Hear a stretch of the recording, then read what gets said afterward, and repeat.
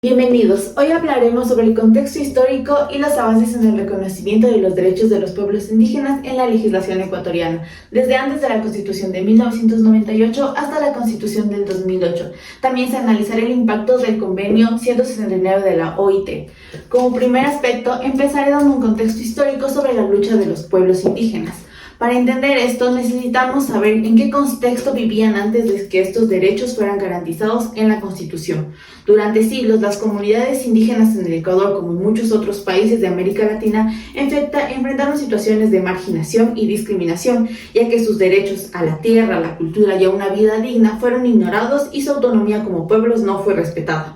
La falta de representación política y el constante despojo de sus tierras llevaron a que comunidades vivieran en condiciones de pobreza y exclusión. Fue a través de movimientos y organizaciones de los pueblos indígenas que se empezaron a elevar su voz, reclamando derechos que ya habían sido reconocidos a nivel internacional. Esto es a partir de las décadas de los años 80 y 90, gracias a las luchas constantes y protestas, el Estado empezó a tomar en cuenta sus demandas. Es así que en la Constitución de 1998 hay un cambio significativo, ya que marca un hito en la historia de los derechos indígenas en el Ecuador.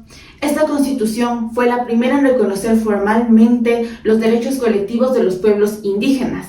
Entre estos derechos incluyeron el reconocimiento a la identidad cultural, el respeto a sus costumbres y prácticas y el derecho a conservar sus formas de vida tradicionales. Además, la Constitución de 1998 les otorgó derechos sobre territorios ancestrales, garantizando que sus tierras no podían ser enajenadas ni explotadas fácilmente. También se reconoció el derecho a participar en la toma de decisiones sobre temas que les afectaban directamente. Esta fue un avance importante, ya que estableció un marco de respeto y protección hacia los pueblos y nacionalidades indígenas. Luego tenemos la Constitución del 2008.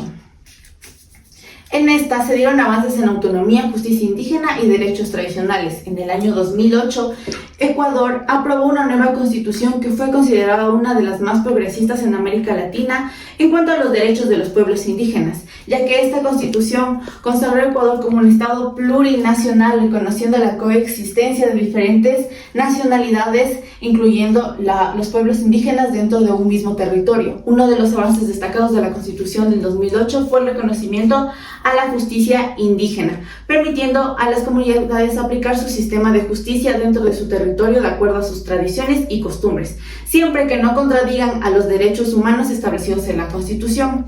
Esto fortaleció la autonomía y les dio mayor control sobre la solución de conflictos internos.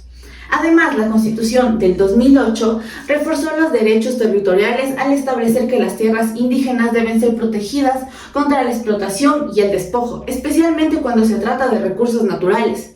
Sin embargo, se reconoce la necesidad de una consulta previa, libre e informada cuando se lleve a cabo proyectos que afecten sus tierras y sus recursos. Luego tenemos un hecho importante que es el Convenio 169 de la OIT. Esto es la Organización Internacional del Trabajo, ratificado en Ecuador en el año 1998. Este convenio ha tenido un impacto significativo en los derechos de los pueblos indígenas a nivel internacional y sobre todo en Ecuador, ya que establece los derechos de los pueblos indígenas a ser consultados antes de realizar cualquier actividad que afecte sus tierras, territorios o recursos. También reconoce el derecho a participar en la toma de decisiones sobre sus propios asuntos en pie de la igualdad con otros ciudadanos. La implementación de este convenio fue un respaldo importante para las luchas indígenas en Ecuador y ayudó a fortalecer el marco legal en el que se apoyaron los derechos colectivos y territoriales reconocidos en la Constitución de 1998 y en la Constitución del 2008.